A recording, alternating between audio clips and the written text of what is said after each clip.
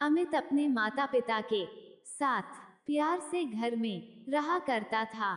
अमित बहुत शरारती था, क्योंकि वह हमेशा बचपन से ही बहुत शरारत किया करता था। अमित अपने माता पिता का एक भी कहना नहीं मानता था। वह हमेशा से ही अपने माता पिता की नहीं सुनता था, तथा जब भी उसके माता पिता उसे पढ़ाई करने के लिए जाने के लिए कहते थे, तब इनकार कर देता था। अमित बचपन से ही बहुत ज्यादा शरारती था, और शरारत करते करते ही वह बड़ा हो गया था। अपनी खुद की जिम्मेदारियां सही से नहीं निभा पा रहा था। अमित के माता पिता अपने बेटे के लिए बहू ढूंढने लगे थे।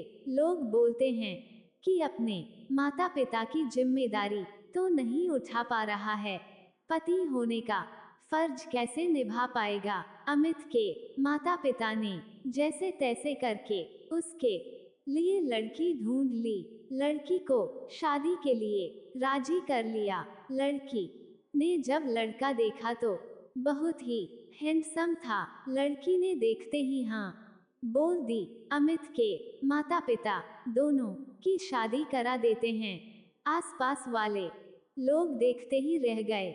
लड़की बहुत ही सुंदर थी। पड़ोसी बोलते हैं कि ये लड़की क्या टीक पाएगी। इसके लड़की का नाम सिया था। सिया अपने ससुराल आते ही अपने पति से बहुत प्यार करने लगी। सिया अपने पति को धीरे धीरे प्यार से समझाने बुझाने का काम चालू कर दिया। फिर उसके बाद वह अपने पति के साथ रहने में बिल्कुल भी किसी प्रकार का डर नहीं लग रहा था। वह धीरे धीरे अमित के बहुत करीब पहुंच गई थी। अब तो सिया का मन भी अमित के बिना बिल्कुल भी नहीं लगने लगा था। अमित भी अब अपने मन को नियंत्रित करके वह अपने परिवार के साथ रहने लगा था। अमित और सिया धीरे धीरे दोनों में ज्यादा गहरा प्यार हो गया था। फिर उसके बाद अमित अपने परिवार के साथ खुशी खुशी रहने लगा था। अब अमित भी अच्छे से काम करने लगा था। एक दिन की बात है, अमित अपना काम करके घर लौट रहा था। रास्ते में उसका कार से एक्सीडेंट हो गया था। एक्सीडेंट होने के बाद वह बिल्कुल भी चल फिर नहीं पा रहा था। फिर उसके बाद उसकी पत्नी सिया उससे कहीं ज्यादा प्यार दुलार से उसके पति की सेवा करने लगी थी।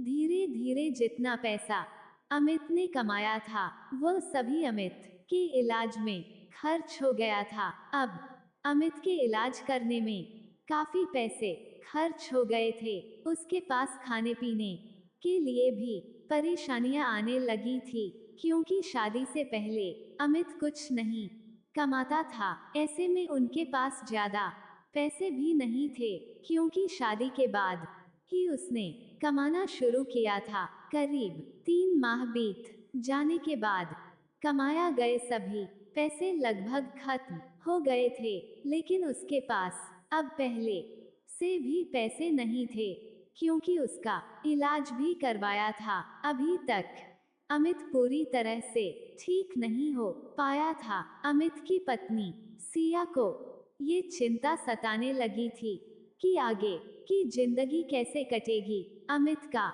इलाज किस प्रकार से कराएगी। अमित की पत्नी सिया के जितने भी गहने जेवरात थे, उनको भी गिरवी रख कर अपने पति का इलाज करवाया। कुछ दिन बीत जाने के बाद अमित अपने पैरों पर चलने लगा था। वह पूरी तरह सही हो चुका था, और जब वह सही हुआ तो सबसे पहले अपनी पत्नी का शुक्रिया अदा किया। कुछ ही दिन बाद अमित बिल्कुल ठीक हो गया था। वह फिर से काम पर जाने लगा। वह धीरे धीरे काम कर के पैसे इकट्ठे करके अपनी पत्नी के गिरवी रखे सारे गहने फिर से छुड़वा लिया, और अमित की जिंदगी अब शादीशुदा जिंदगी अच्छी चल रही थी। अब उसकी जिंदगी में एक बेटा आ गया था, जिसके नाम से अमित और उसकी पत्नी सिया बहुत ज्यादा खुश रहते थे। अमित काम पर से समय पर घर आ जाता था। वह अपने बेटा को खेला कूदाने में सारे गम और थकावट भूल ही जाता था। पति पत्नी की प्यार की कहानी। आज के समय में लोग पति पत्नी को बहुत प्यार करते हैं, जो कि आप सभी लोग भी अपनी अपनी पत्नियों से बहुत प्यार करते होंगे। लोग भी अपनी अपनी पत्नियों से बहुत ज्यादा प्यार करते हैं और वह अपनी पत्नियों को बिल्कुल भी उदास नहीं देख सकते हैं। आपको बता दें कि आपकी पत्नी हमेशा आपसे भी बेहद प्यार करती है और आपको भी अपनी पत्नी से बहुत प्यार करना चाहिए। सब कहते हैं पत्नी केवल तकलीफ ही देती है, कोई यह नहीं कहता है कि तकलीफ में भी हमारा साथ भी सिर्फ वही देती है।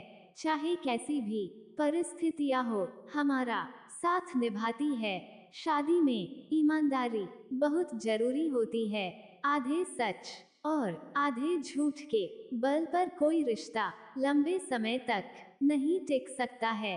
पति पत्नी को हमेशा ईमानदारी और विश्वास के साथ रहना चाहिए, तभी वह रिश्ता टिक पाता है। जय हिंद दोस्तों।